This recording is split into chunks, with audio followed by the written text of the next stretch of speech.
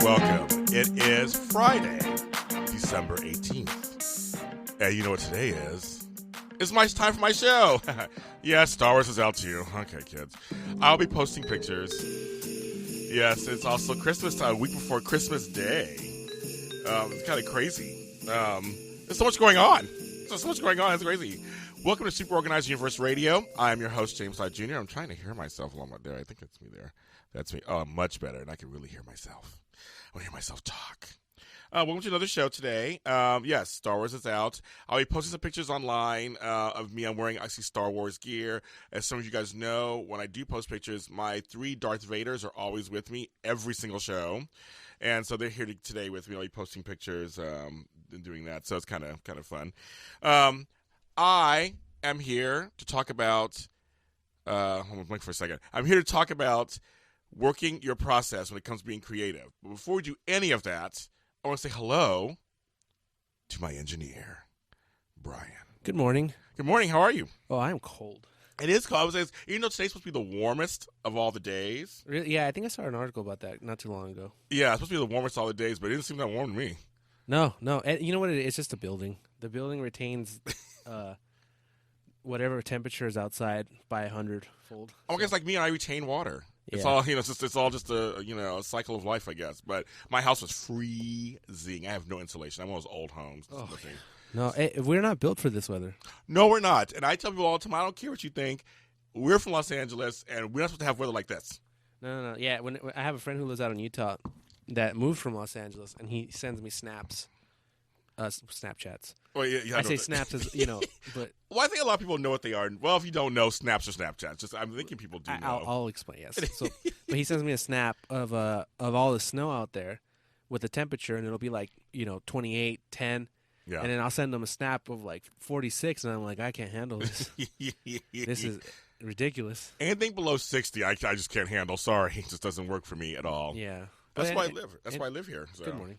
Yeah, good morning. Really, so we're cold. Good morning. But we're cold, but we're ready to give you a good show today. First of always, I do a thanks and gratitude because I believe in giving thanks out loud and living in gratitude every day. And one of the things I wanted to say is that tomorrow, the 19th, is my 6-year anniversary as the Super Organizer LLC. I love being my own boss. I'm kind of bossy to myself, too, but, I get over myself. I am so grateful that I found a way to create a business and work something that I love and make money from it. Like, hello.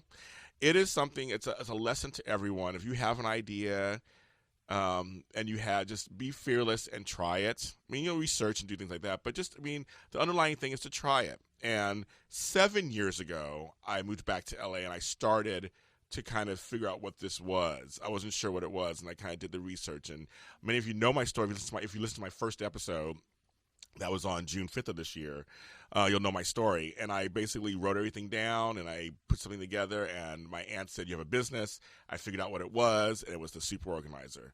I became a professional organizer. And so I am so grateful to all of my clients, and to everyone past and present, and hopefully future, who have taken their belief in me to help them reorganize their lives. And in some cases, also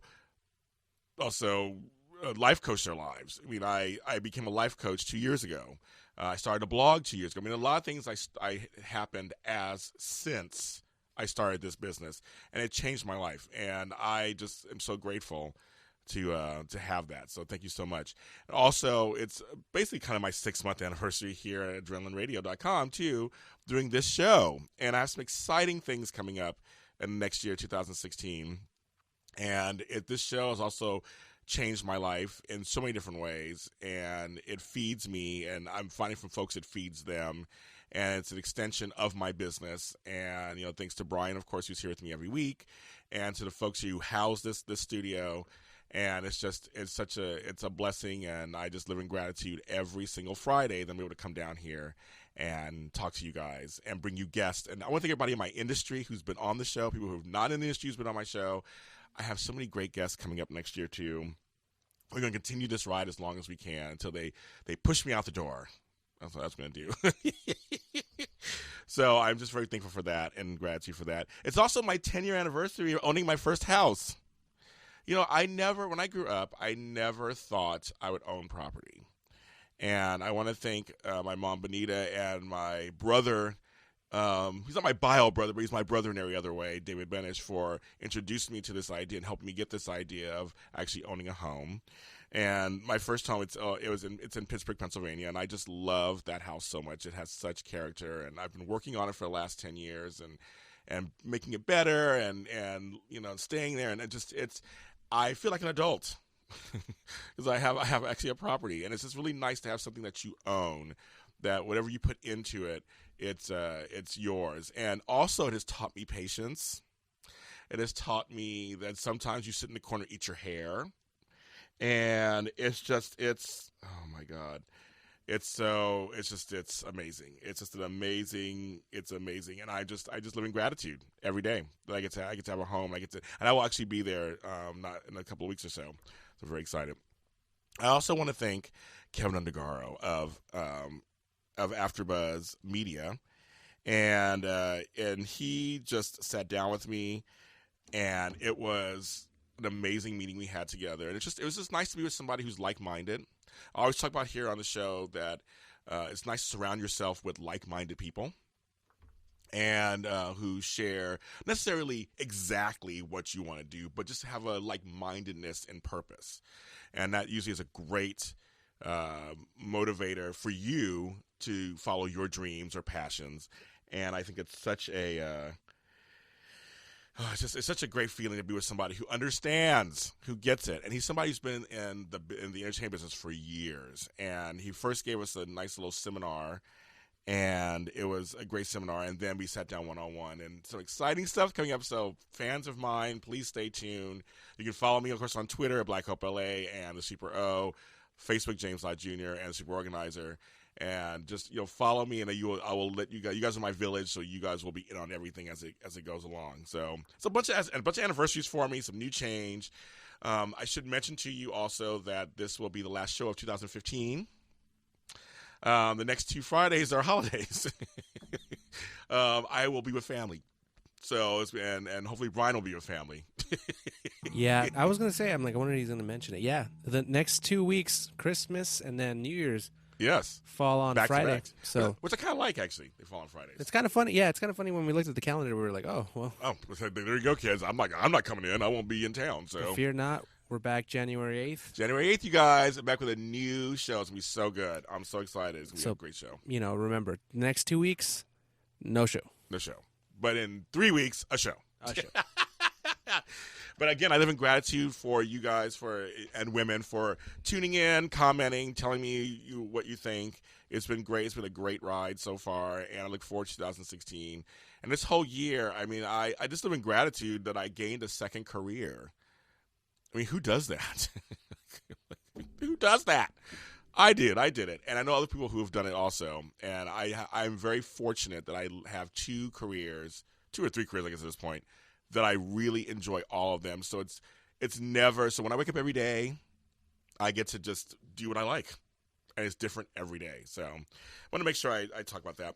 Later on in the show, we're going to have a guest. She'll be calling in from New York. She's a vocalist. She has a beautiful voice. We'll be playing one of her new songs off her new CD later on in the show. And she'll come on and we'll talk about her process. And her name is Candice Hoyes. She's really great. So I'm excited. So until then, let's talk purpose, creativity, organizing that creativity. Let's talk about that. Sometimes, with creative folks, it's a lot of you're thinking of the process. I always talk about how it's kind of easy to think of the ideas. The ideas come. It's fun to brainstorm. It's fun to kind of think about what you want to do, talk about it. But I always believe in action. Talking about it is great for a while, but you have to do some kind of action. It's the same thing with organizing, same thing with anything else in your life. You could talk about it, feel the emotions, do it, but you got to do it. Right? And sometimes you may need assistance in getting started. That's why you hire an organizer or get a certified life coach. And they can actually help you find pathways to get where you need to go. But just in general, I always feel like that there should be some kind of organization, even in a creative process.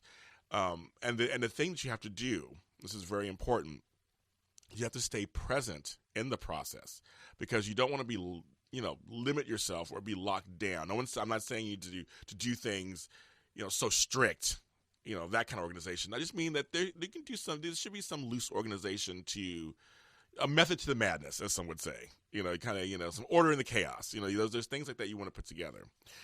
One of the tips that I give people all the time, I do believe in writing things down. As you guys know, I write things down. A pad of paper. I mean, like actual writing. I know people don't write anymore, but I do. I write. I get a pad, whatever. Also, phones are good and tablets. So you have as many programs, Evernote, S-Note, all these different things. Apple has Pages. I mean, there's things you can use a phone or something too.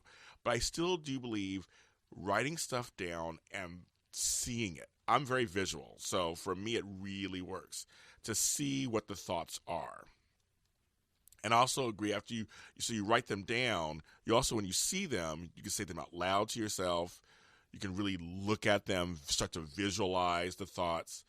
That's a form of organization. That's a form of really, you're sitting there trying to organize your thoughts. Because you want to make a plan to execute something. So I say, number one, write it down. So whatever form that takes, write it down. So you write it down, and then you start looking at it. And I mean, write down everything. Write down how you feel. Write down what the process may be. It doesn't have to be perfect. It doesn't have to be in order. So that's another thing too. It's like, there's no such thing as perfection. I've said that before on the show. Just get that out your brain.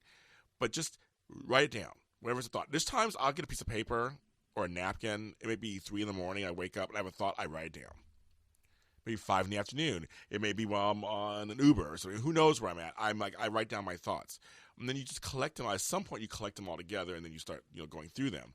But the first step is just getting the thoughts out. I think that's very important. And then once you write them all out, then look at them. See, this is actually step 2. Then you just look at them. Okay, so I want to start a business. So you write down all the reasons why you want to start a business, or all the type of business you want to do, or all the things you kind of like to do, even if you don't know what kind of business that is. That could include names. Like you just do thinking of names, because sometimes a name will inform what you do, and vice versa, of course. But sometimes it can lead you to a direction. A word. Write a word down. Sometimes a word. You can write red. Who knows? Red may inspire something from you. You can write down apple, and the apple may inspire something. I mean, who knows what it is? But if it's a thought, just write it down. I know some folks do vision boards still. I know they get some cheesy ribbing sometimes, but I really do believe that also. Cutting things out of magazines, bringing words. I think there's nothing wrong with a vision board. Again, you're trying to visualize what's going on, and you want to see it. And it doesn't matter if it's in any kind of order or anything. No one's been saying that. Just get it out. I'm all like, purge it out. Get it out and get it on paper, or get it wherever you need to get to. And then like I said, now step 2, you're going to dig in. You're going to dig in and see what you've written. What did I write? What's going on here? What do I have here? And I know for me, some things came right to me when I started seeing certain words repeat themselves, or certain phrases and words that actually match together. There's one I was writing this thing down. I was like, I like to file. I think I wrote that down on one job. I like to file. And another thing I wrote on a piece of paper was like, I love when my time is organized. File and organized, they both work together. So you see what I mean? Like they can be grouped together. That you like to file and you like organization. Well, that's there we go right there. I can organize a business. I mean, like I like people. That was in there too several times. So I started trying to find a job for people. Now, when it comes to terms for being creative, because I'm a painter, I'm a writer, and sometimes I'll write down like ideas for a story. It's like, what do I want to write about? What's hitting me right now? So I'll just write down, and sometimes I'll write down sentences, because sometimes a sentence will come, like an opening sentence will come, or sometimes a name will come to your head, and I'm like, Tatiana Santiangelo. I mean, I don't know. Just something like some name will come to you, and you're like, oh my God. So you write that down. It may be an actress you see on TV, and you're thinking, that actress could probably do what I'm thinking about in a play. If you're a screenwriter, right? Just write it down. Get it? Just kind of, get out there. So now when you're doing step 2 and you're looking at it, the page, maybe things will lift off the page and will hit you. Now, you're doing that. You've written things down. You're looking at. You're seeing things. Things are kind of coming together. You're thinking, like, I want to paint. Let's just do painting too. You just want to paint. What colors? Like for me, colors inspire me a lot of times. Colors and shapes. For me, there are a lot of canvases out there. I work on stretch canvas and I work on acrylic paint, and with acrylic paint. And with the stretch canvases, sometimes I'll be in the store and I'll see just a rectangular one or a small one or a big one, and that I'm like, I want to work with that. So I'll grab that. Or when I'm writing down an idea, I'm like, what's angering me right now? What do I want to paint? I'm like, what's making me angry? And then I write down what makes me angry, and that may inform what I paint. Or it makes me happy, and that may inform what I paint. So for me, it's almost the same process as everything else. I'm writing it down, then getting ideas. And then the next step, because again, we're organizing our creativity. What do I need? What are the supplies I need? And this is a good one too. Now, this is one, if your house is organized, this is good. Because you can say, what do I have already? Because we've had a show, I've talked about this on my show. Disorganization will take money right out of your pocket. Because you know how it goes. So this is the example. So I'm like, okay, what do I have? I know I have some paintbrushes. I know I do. A disorganized house, you can't find them. I feel like I always see them when I don't need them. Like, where are they? So, but you want to get started. You're like, I want to paint. I got the idea. I'm envisioning it. I got to do it. So you go out and you buy paintbrushes. You know what happens. You come home, and it's almost like the paintbrush fairy just drops out of the sky, and suddenly you see them. Within 5 minutes, you're home.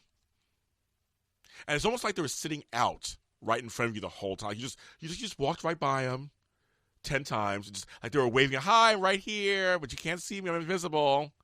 It happens all the time in a disorganized home.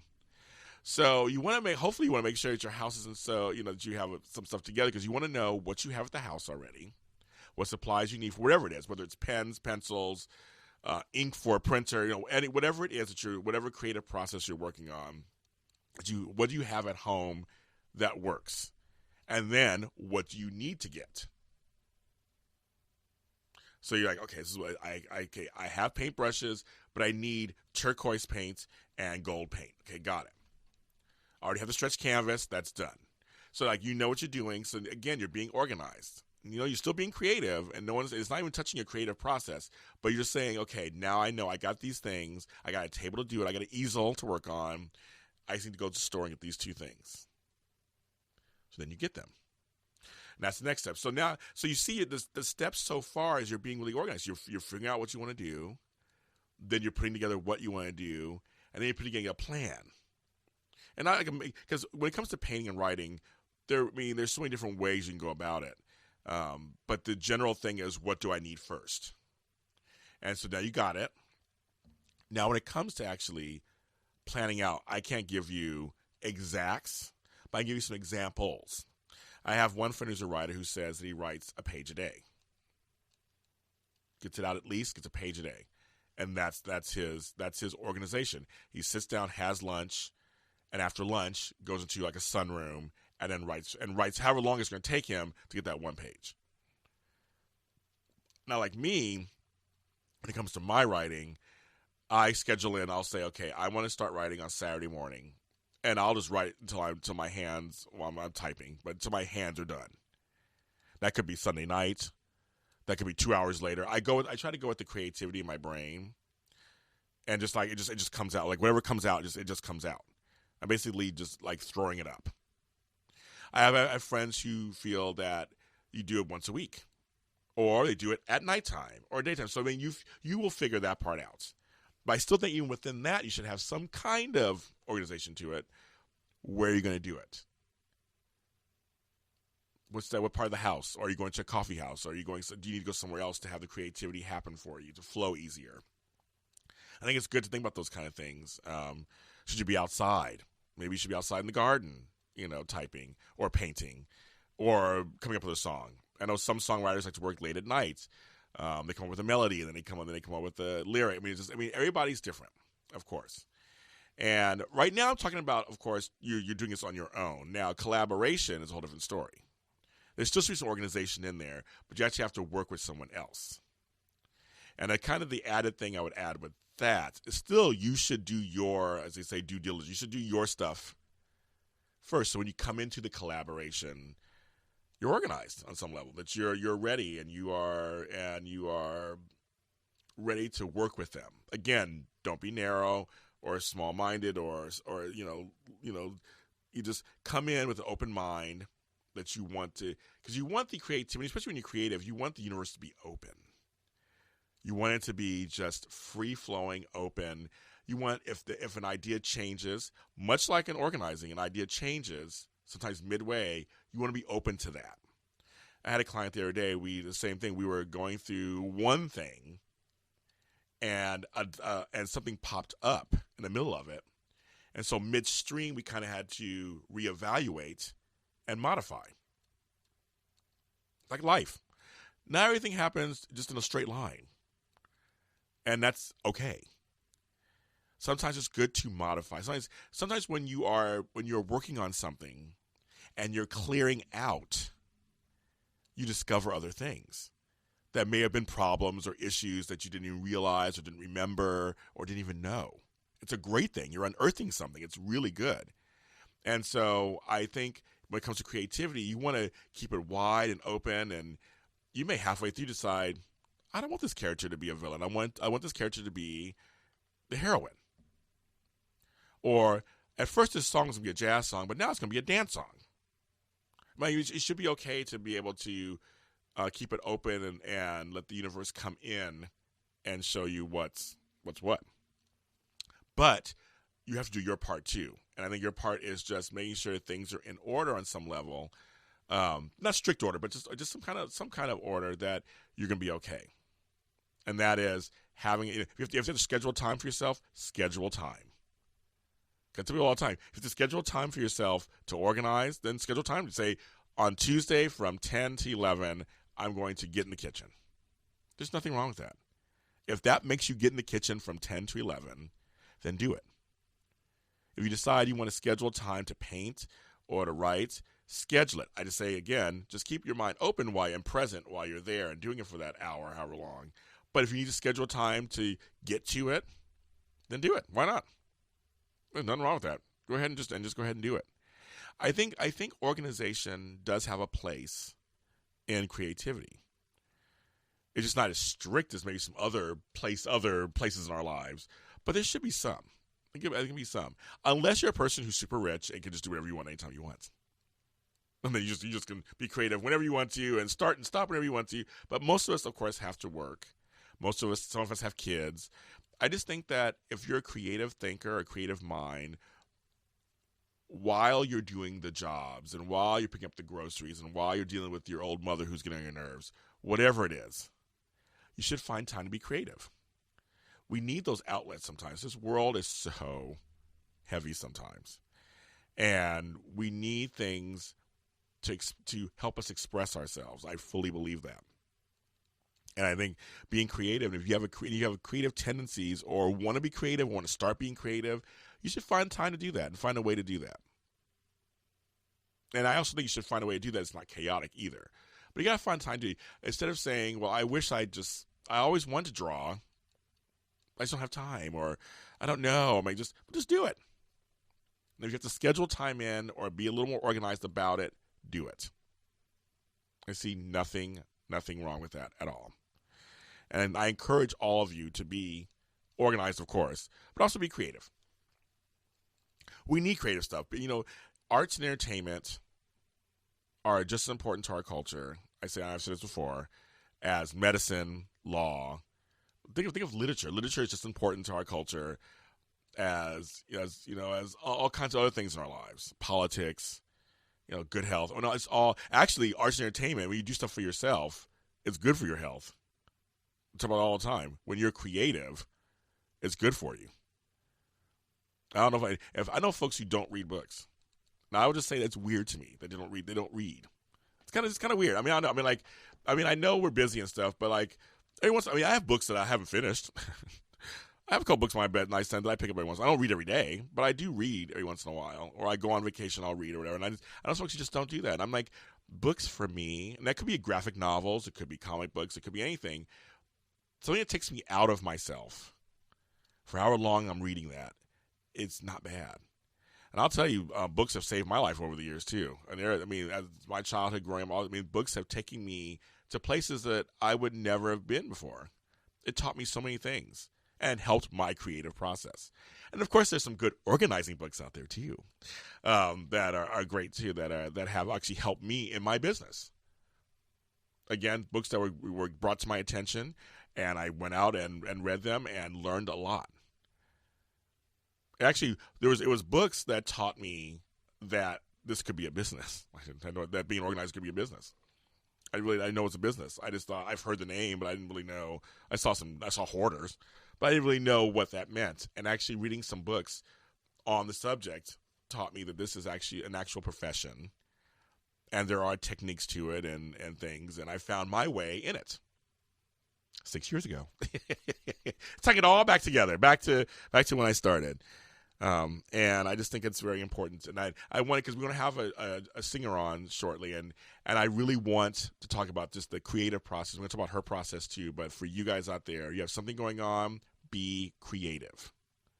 Be creative. And be a little organized about it. So we're going to go to a commercial break. We will be back, and we'll probably be back with Candice. And this is Super Organized Universe Radio. I'm James Lott Jr.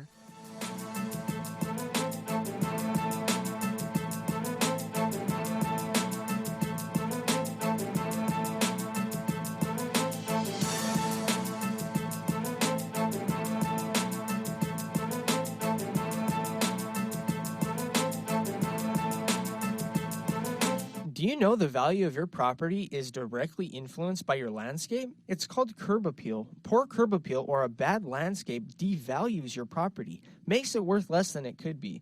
But a pristine landscape can increase the value of your property 10, 20, 30% or more. It'll behoove you to have America's most listened to garden expert and master gardener Nick Federoff evaluate your landscape. He'll offer an in-depth analysis on how to plan, improve, or change your landscape within your budget. He's also available to consult with your landscape architect, contractor, and gardener. Use Nick as your personal liaison to help you make the right decisions. For a landscape consultation to increase your curb appeal, call Nick's office at 562-945-6469. That's 562-945-6469. 562-945-6469. Hey everybody, Jamie Lee Curtis here for RAD, recording artists, actors, and athletes against drunk driving. What should you do to stop a friend from driving if they've been drinking? Answer, whatever it takes. Think before you drink. Designate before you celebrate. Choose a designated driver. Remember, friends don't let friends drive drunk. A public service announcement brought to you by the U.S. Department of Transportation, RAD, the National Association of Broadcasters, and the Ad Council. Hey, neighbor, get some sod put in? Yeah, it's Marathon. Yeah, that's what I got. But yours looks so much greener and thicker than mine. What's going on? I'm going to call the growers. Southland Sod Farms, may I help you? My Marathon sod doesn't look as good as my neighbor's. Are you sure yours is Marathon? That's what I asked for. Let me do a computer search.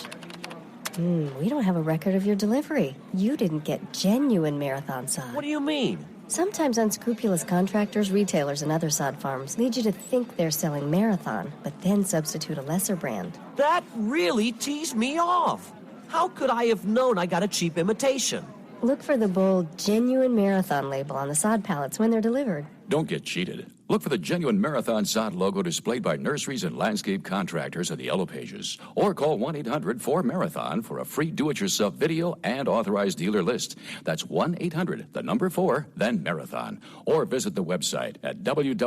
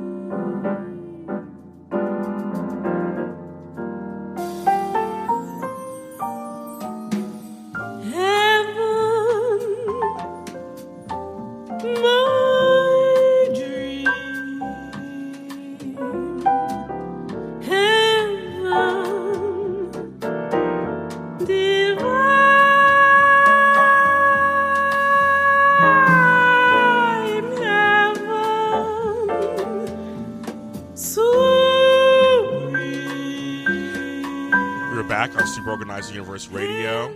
That beautiful voice is my guest who is on. I mean, I can listen to this song over and over again. It's so pretty. It's from her new album, On a Turquoise Cloud, which sounds really pretty. She is a New York-based vocalist who sings jazz, soul, classical. She's performed at Carnegie Hall, Lincoln Center, and I'm just happy to have her on my show. Miss Candice Hoyes. Hello, Miss Candice. Hello. Can you hear me? It's a little bit spotty, but I'm intently listening. How are you doing? I like that, intently listening. Hopefully you can hear a little better. I hope so. I hope it gets a little better. We're going to work on this end. Hopefully you're in a good spot. Good. Hopefully you're in a good spot. How are you? Fine. Did you hear we were playing your song? It's your song Heaven. I heard Heaven. It's so beautiful. Thank you. You have such a wonderful voice. Well, welcome to Super Organized Universe Radio, and we talk about we're going to spot. Oh, can you hear me? Yes. Okay, and you sound perfect. I can hear you perfectly in my ears. Great. Now you have an album that just came out earlier this year. Your first album. So how does that feel? Oh, well, thank you so much. It's a monumental event in my life as an artist, I would say, because an album is kind of like a snapshot in an album that just captures a moment so beautifully, and so in that sense, it's really exciting to share. How was the process? Because you sing live a lot, obviously, different than being in the studio for you.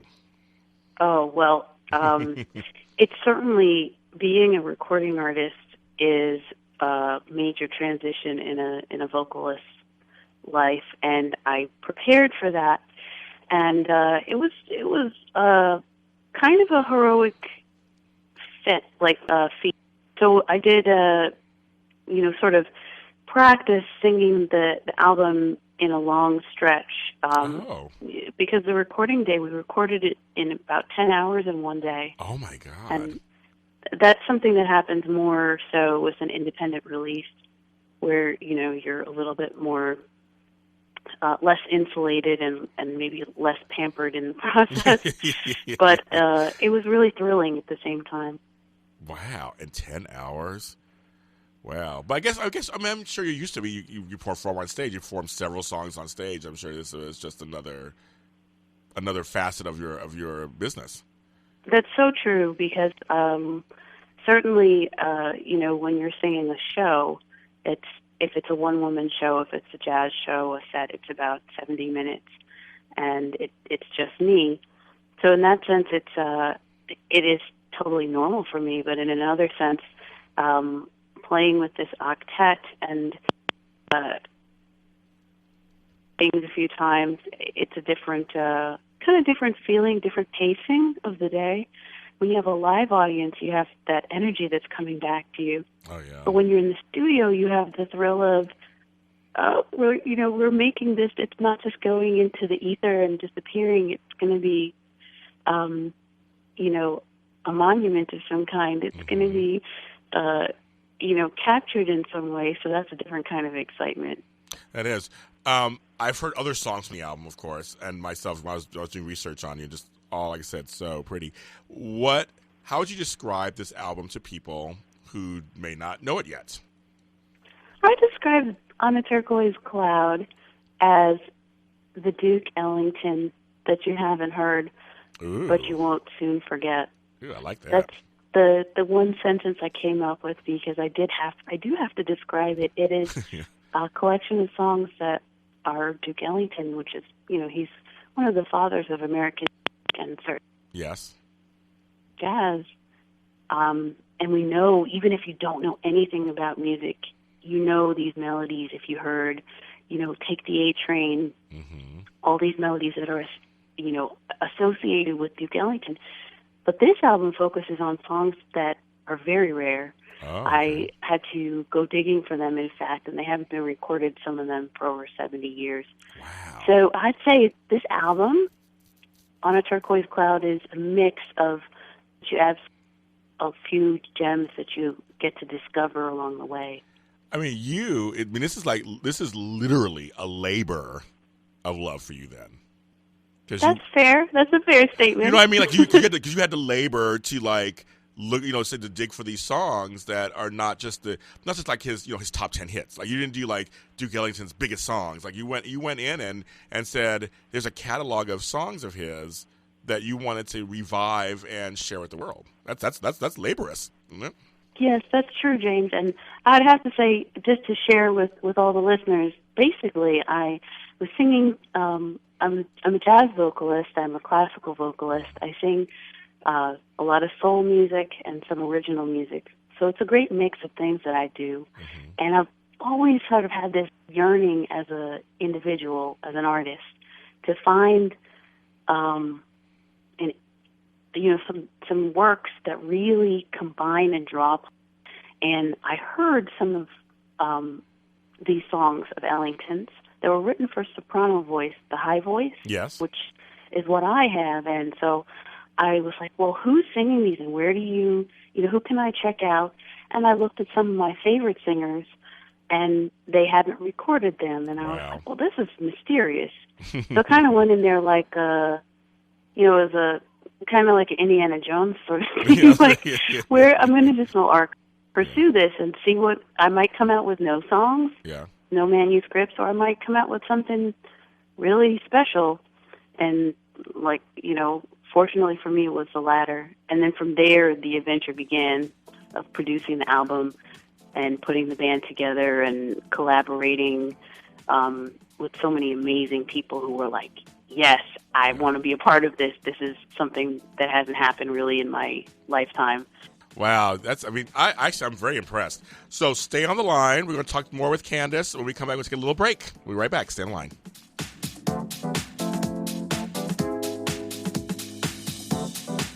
Thanks for asking, but I'd rather not send you nude pictures. I'm camera shy. I already said no. Under my clothes, I'm a robot. My webcam is broken. I'm worried they'll get passed around school. I have a rash. I have nudophobia. I have lizard skin. I'm a vampire, so I don't show up in pictures anyways. Your badgering has really killed the mood. When someone is pressuring you to do something you don't want to, how many ways can you say no before they get the message? Let us know at that'snotcool.com. Brought to you by the Ad Council. It was a clear black night, a clear What's up? This Warren G, you know what I'm saying? I'm here giving it up for Rad because they do a lot of good things for people. Before you drink, make sure that you got somebody that can drive your butt home so you won't crash or get pulled over and get a DUI. So go ahead and follow the rules and everything will be cool. And don't be no fools. Peace, baby. Warren G. A public service message brought to you by the U.S. Department of Transportation, RAD, the National Association of Broadcasters, and the Ad Council. Time to tune in and log on with Behind the Lens. Join noted film critic Debbie Lynn Elias and a lineup of talented co-hosts and informed guests each week as she goes behind the lens and below the line. We'll take in-depth looks at films and filmmaking with the movers and shakers and up-and-comers of the industry, along with movie reviews, interviews, awards, festival coverage, specialty segments like Tech Talk and Classic Corner. Tune in to Behind the Lens every Monday, 11 a.m. Pacific, 2 p.m. Eastern, only on Adrenaline Radio.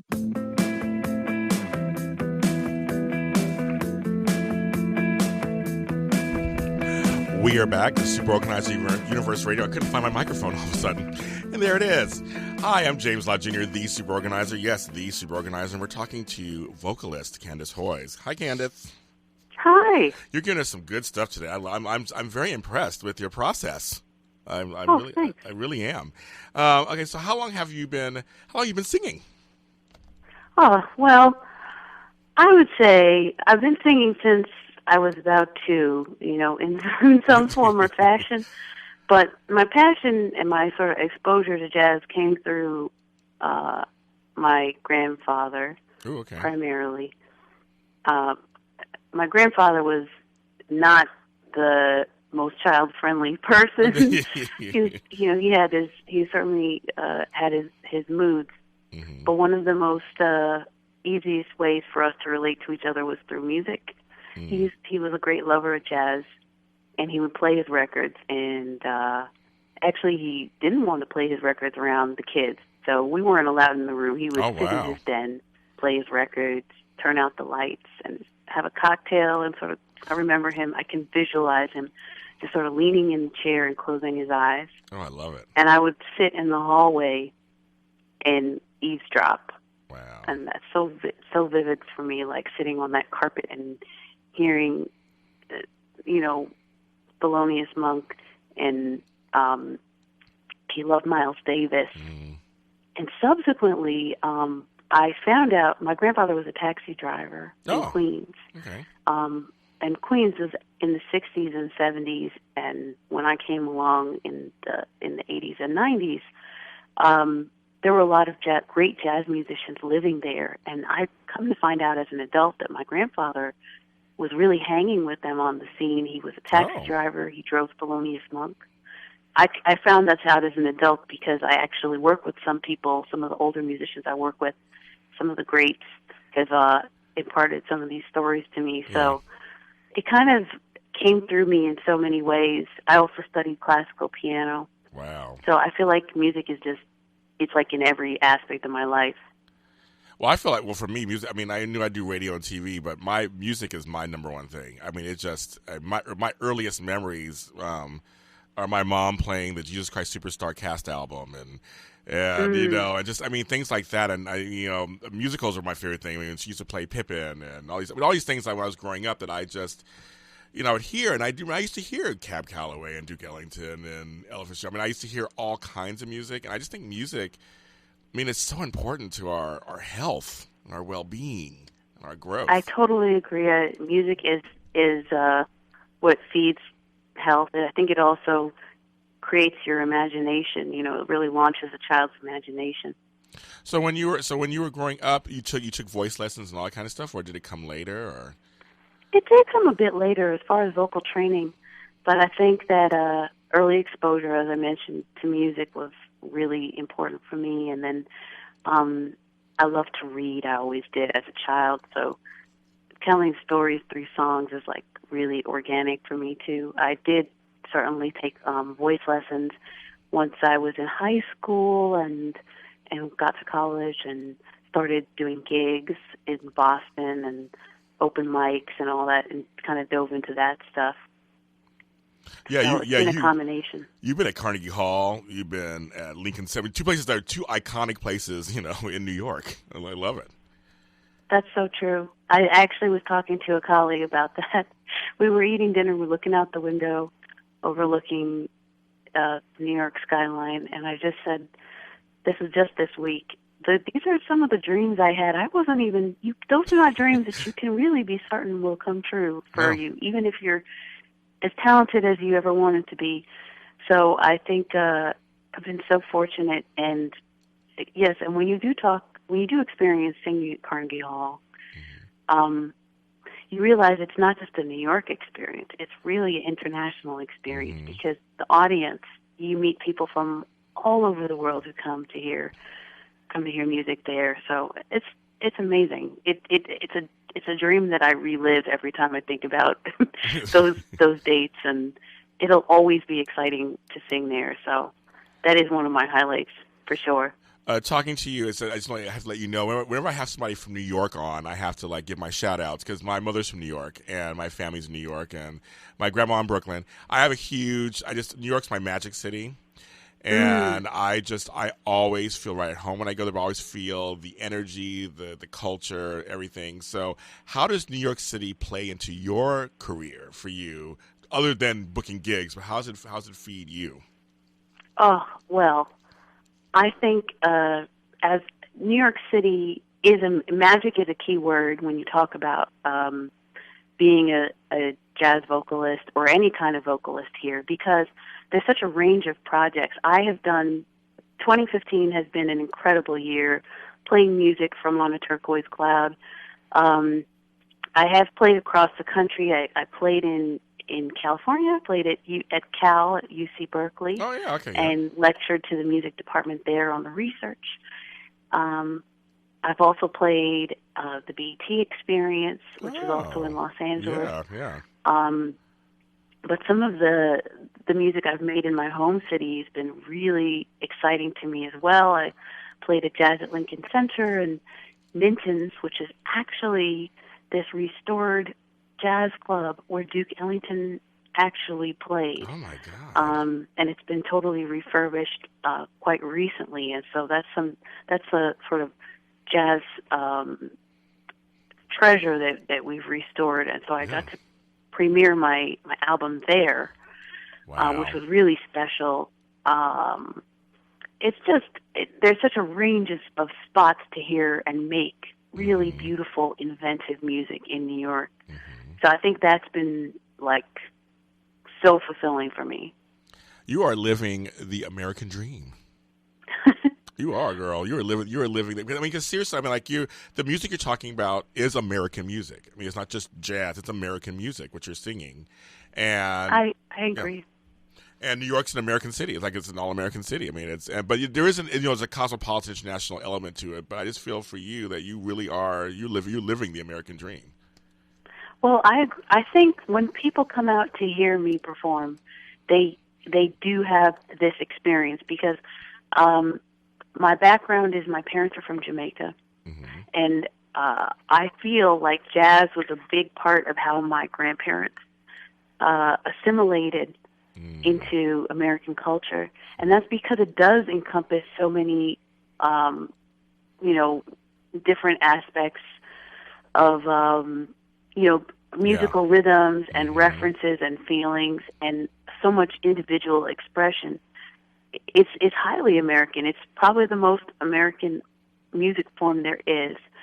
And in my set, even in my show, I sing bossa nova. I do covers of music that I grew up with from the jazz idiom, of my earliest memories, like Sade. Oh yeah. I sing straight ahead jazz. I certainly sing a lot of music from On a Turquoise Cloud, and I weave it in, and it all makes sense. Because of what you said, the album Ellington is just kind of like that formative, departure point of American music. And from there, everything else does make sense, and everything else does relate. So you were raised in South Florida. I'm actually going there in a few weeks, and I'll be having I'm missing my El Pollo Tropical. I love it. That is Cuban food for everybody who is not familiar. That is delicious ready to go Yes, Cuban. it is. Yes, it is. Fast food. I can't wait. I love that. So I love it there. So every time I'm going there in a few weeks, so I'm going for a wedding. But I've been missing it for the last couple of months for some reason. I've been really wanting to have it, and I'll be there and I'll be able to have it. So I'll be eating at other places too, but that's one place I'll be going for lunch at some point, I'm sure. Because also in Florida, you have, again, it's Cuban, even some Dominicans, Puerto Ricans are down there too, like New York. So you grew up with a heavy, I guess, Caribbean influence. That's true. And I would say for the listeners who haven't been down in South Florida, I think that Pollo Tropical is like our version of In-N-Out Burger. Yes. It's like our, you land and you want to go. It's everywhere. That's like a big destination for a treat. South Florida, one of the cool things, you were speaking a lot about New York and what does New York mean to me. Mm-hmm. I think South Florida, it's not like an industry, it's not a jazz industry destination, right? Right. And it's not really a destination for vocal music.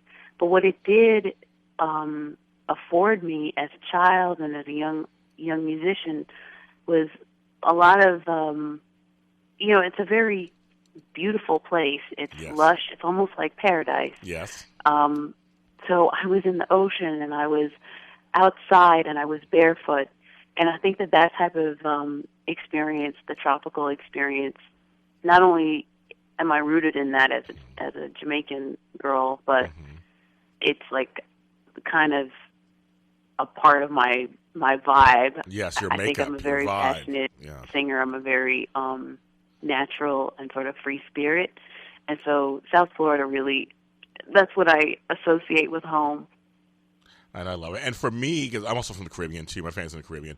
For me, the Art Deco architecture in Miami Beach feeds me also. For some weird reason, I like it. I really like, a lot of it's white and everything, but I like the Art Deco. I like the rounded edges of buildings and some of the bay windows, some of these. I mean, I love all that stuff. And actually, I feel creative whenever I go there.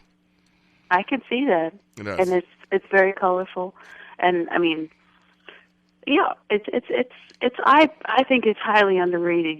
There's a lot of shine goes to Disney World in Orlando, but I do love South Florida. Yes, hello. Our time is just about up. I mean, you have to come back on the show. You have to come back again. Thank you. I'd love to. You have to come back. You give some great stuff. On a Turquoise Cloud is the album. And do you have a website or anything people can go to? Absolutely. You can find my music on aturquoisecloud.com. And as you can see, I love conversation. So I'd love to invite everyone to follow me on Twitter, which is just at Candice Hoyes. Follow her. Follow her. I'm following her. Follow her. I'm telling you, that's why I tell my listeners what to do. Follow her. She's good. Follow her. I keep it fun. Yes, yes, you do. But I do ask 2 quick questions to every guest, and so you get to ask them also. All right. Okay. So I believe that language can really either stop us in our tracks or move us forward. It's very important to us. So my first question is, what word in the English language should we take out of our vocabularies?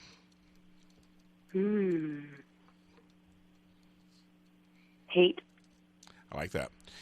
Now, what word do you think we should add or bring back into our vocabularies?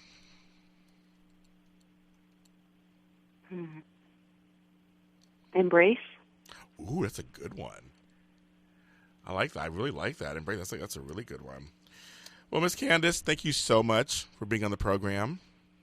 Thank you, James. And I will continue to promote your stuff out there. You folks, you go to my, my Twitter. I'll be announcing all my Twitter stuff, everything later. But you will go on there. You will see her stuff on there featured. Candice, good luck in 2016 to everything, and have a great holiday season. Thank you too. Thank you, James, and thank you for everybody who's listening. It's such a pleasure to make this music and share it on the radio, and everybody continue to tune in and support live radio because that's what connects us all. That's right, girl. Radio rules, people. Support radio. That's right. Always has, always will. That's right. It's not going anywhere. It's not going anywhere. Trust me. Thank you, Miss Candice. You take care. You too, James. Bye. Thank you. Bye. So that's some great stuff from her. It's good, and the album really is really good. It's on a turquoise cloud. It's good for this time of year too. Put it on in the background. Like you say, get a drink. For me, it might be a little whiskey or something, a little bourbon. A drink and sit back and just relax. Because we have busy lives. Sometimes it's good just to relax, and good music can put you there in a good mood. And she has a wonderful voice. I didn't get a chance to also mention she sings in 6 different languages too. So just wanted you to know that she is somebody. She went to Harvard. I mean, she is somebody, and I think you guys need to follow her like I do, and let's see where her career goes. It's gonna be really exciting. A first album, I'm sure, is very, very exciting. So that's gonna be good. So, well, we come to a close of another show soon, and I'm gonna tell you guys, the next 2 weeks again, we're not gonna be here. Me and Brian will be off with our families, hopefully eating, laying around. Yeah, Brian, we're trading families. What we're gonna trade? Oh, kind of. My family will take you in. They'll love to take you in. They'll be like, oh, he's a little bigger and taller than James, but sure, come on in. Yes, a little younger. We'll give you the info on the new year, how that went. I wonder how your family will receive me. My family is as energetic as you are with new people. Oh, okay. But not amongst each other. So With new they people? would be ecstatic to have you around, but they're not like that at all. But I'll be like, where's the Peruvian food? What's some lomo saltado? Yeah, we're going to have some Peruvian food. Oh, this will be so good. I can't wait. I wish I had that. Dang it. I want Peruvian food. Well, you're going to have it when we trade off. Oh, that's right. We trade off. We're going to trade off, and I'll tell you all about it how it works. But everybody out there, I want you guys to all be safe. Enjoy your time with whoever you spend time with this Christmas season, New Year's season. Be careful. Enjoy each other. Remember that an organized life is a good life, so let's make some, not resolutions, because I don't do resolutions. Let's just make some plans for next year. And when I come back on the 8th, we're going to talk about plans for the new year and how things should go. And I want everyone to be as successful as they can be. Hopefully 2015 was fine for you or good for you, but 2016 is going to be even better, right? It's going to be better for all of us because you guys are my village. And I always talk about that. You are my village, and we're going to raise each other together. You can find me on Twitter at BlackHopeLA, and that's BLAKHOPELA. You can find me also on Twitter at the Super O. It's not nasty. It's just that's how I couldn't get organizer in there. The Super O for more tips. My blog, thesuperorganizeruniverse.com. My website, The Super Organizer. And, of course, on Facebook, there's a Super Organizer page where the links to this show will be on there, and more information on Candice Hoyes will be on there, too. I have a fan page, James Lott. You can go ahead and like that. I post all the things I do with all my media stuff and prints and everything that I do. Go there and you can see what's going on. You can talk to me there, too, and I will talk back to you. And, of course, here on Fridays in 2016, same time, same channel, adrenalineradio.com. Thanks to them. Thanks to you. I love you guys. Have a good rest of your season. I'll see you in the new year.